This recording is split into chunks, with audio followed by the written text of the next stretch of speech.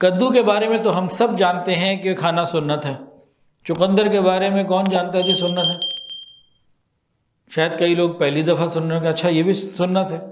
تو چقندر کھانا یہ سنت ہے اور مشہور ترکاری ہے۔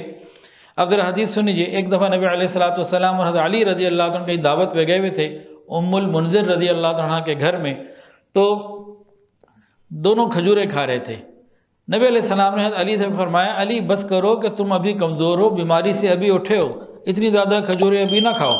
پھر ام منذر کہتی ہیں کہ میں نے نبی علیہ السلام کے لیے، حضرت علی رضی اللہ عنہ کے لیے چقندر اور جو کا کھانا تیار کیا، چقندر اور جو کا کھانا تیار کیا۔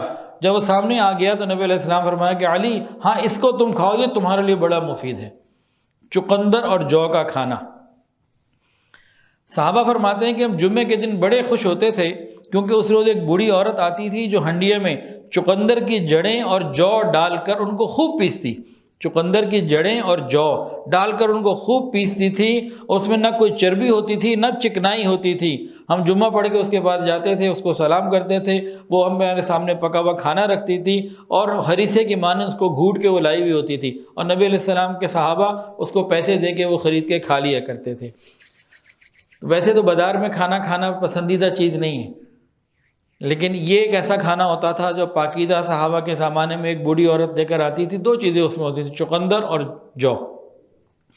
اس کے بھی بے شمار فائدے ہیں جی، جو کے تمام فائدے اس میں آ گئے اور چقندر کے فائدے میں ابھی آپ کو بتاتا ہوں جی۔ موسم سرما میں چقندر کا استعمال عام ہے، سلاد سے لے کر اس کا جوس بھی پیا جاتا ہے، فائبر ہے اس میں اور پوٹیشیم ہے، آئرن ہے، وائٹامن سی ہے، خون بنانے میں بڑا مفید ہے، خون کی کمی کو تیز جو ہے نا وہ دور کرتا ہے اور بہت سارے جسمانی امراض سے تحفظ فراہم کرتا ہے۔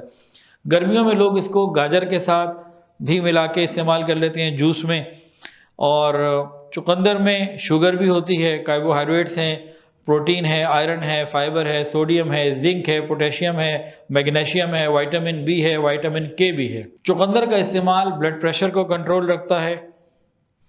جو ورزش کرنے والے لوگ ہیں یا ایتھلیٹس ہوتے ہیں جو محنت کرنے والے، ان کے لیے جو ہے نا ان کی کارکردگی میں، ایفیشنسی میں اضافہ کرتا ہے، ہاضمے کو بہتر کرتا ہے جو کہ فائبر ہے اس کے اندر، آنتوں کو صحت مند رکھتا ہے اور مختلف قسم کی سوزش کو ختم کرنے میں مفید ہے اور خون بھی بڑھاتا ہے۔ یہ چند فائدے چقندر کے آ گئے۔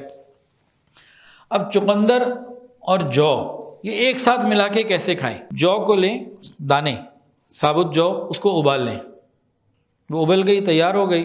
اس کے بعد چقندر کے چھوٹے چھوٹے پیس بنا لیں، بالکل تھوڑے تھوڑے سے، جو سے کچھ بڑے ہو جائیں چلو کوئی بات نہیں، اور یہ آپ کھا لیں۔ یہ بہترین قسم کی سویٹ ڈش بھی ہے اور بہترین قسم کی ڈائٹ بھی ہے۔ تو اس میں یہ ہے، جو کو ابال لیا اور چقندر کے پیس تازہ، اس کو نہ ابالنا، جو کچا چقندر ہے نا اس کو چھیلا، چھوٹے چھوٹے پیس کر لیے۔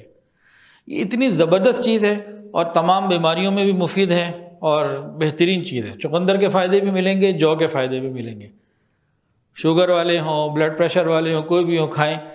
تو اس میں اتنی برکتیں ہیں، صحت کی صحت ہے، نبی کی سنت ہے، اللہ کے ساتھ تعلق ہے، تو ان چیزوں کو بھائی اپنائیں۔ ایک اور چیز جس کا آج ذکر کرنا ہے، حب الرشاد، کامن کریس۔ یہ ایک بہت قدیم دوا ہے، یہ دوائی کے طور پہ بھی استعمال ہوتا ہے، اس کے پتے سلاد کے طور پہ بھی کھائے جاتے ہیں۔ جو اس کے بیج ہوتے ہیں وہ تخم ریحان سے ملتے جلتے ہوتے ہیں۔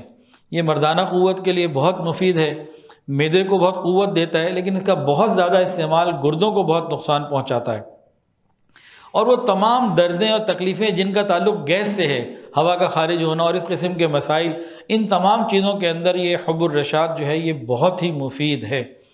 اور یہ نبی علیہ السلام کی حدیث سنی ہے، فرمایا اپنے گھروں میں حب الرشاد، مر اور سعتر، تین چیزوں کا نام لیا، حب الرشاد، مر اور سعتر، اس کی دھونی دیتے رہا کرو۔ اس کی دھونی سے فائدہ کیا ہوتا ہے؟ یہ اینٹی سیپٹک بھی ہے اور اینٹی بیکٹیریل بھی ہے۔ جب اس کی دھونی دی جاتی ہے تو اینٹی سیپٹک بھی ہے اور اینٹی بیکٹیریل بھی ہے، اور اس کے اندر شفا بھی ہے۔ نبی علیہ السلام نے فرمایا کہ دو تلخ چیزوں میں کتنی شفا ہے، ایک صبر اور دوسرے حب الرشاد، تو اس کی استعمال کے اندر شفا ہے۔ کعوہ بھی اس کا بنایا جاتا ہے، اس کا کعوہ بھی انسان پینا چاہے تو پی سکتا ہے، اس کے اندر وائٹامن کے بہت زیادہ ہے۔ بلیڈنگ کو روکنے میں بڑا کام کرتا ہے. جو بلڈ کے اندر کلاٹ بن جاتا ہے نا، جس نے روکنا ہوتا ہے بلیڈنگ کو، تو وہ حب الرشاد کے استعمال سے بن جاتا ہے. اچھا، اس کا کعوہ ڈائٹنگ کرنے والے اور جو ویٹ لوز کرنے والے لوگ ہیں نا، ان کے لیے بڑا مفید ہے حب الرشاد کا کعوہ. اب کہیں گے ملے گا کہاں بھائی؟ میری تو ایسی کوئی دکان نہیں ہے جہاں یہ چیزیں ملتی ہیں. ہمارا الیکٹرانکس کا بزنس ہے، تو میں سوچ رہا ہوں اتنی چیزیں بنا لی تو یہ والا کاروبار بھی شروع کر لیا جائے. میرے کزن ہیں، وہ کرتے ہیں. کچھ دن پہلے میرے پاس آئے، جی آپ سے ریکارڈنگ کروانی ہے. میں نے کہا اچھا یار آ جاؤ کر لینا، پر وہ بھی نہیں آیا، میں بھی بھول گیا.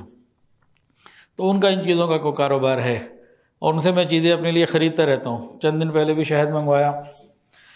تو میرے پاس ایسی کوئی چیز نہیں ہے، میں تو یہ لوگوں کی سہولت کے لیے، آسانی کے لیے بنا رہا ہوں. تو بہرحال یہ حب الرشاد جو ہے یہ ڈائٹنگ کے لیے، ویٹ لوز کرنے میں بھی کام آتی ہے، اور اس میں بہت سارے وائٹامنز اور بھی ہوتے ہیں. تو بہت سے اعتبار سے ہی بہت مفید چیز ہے.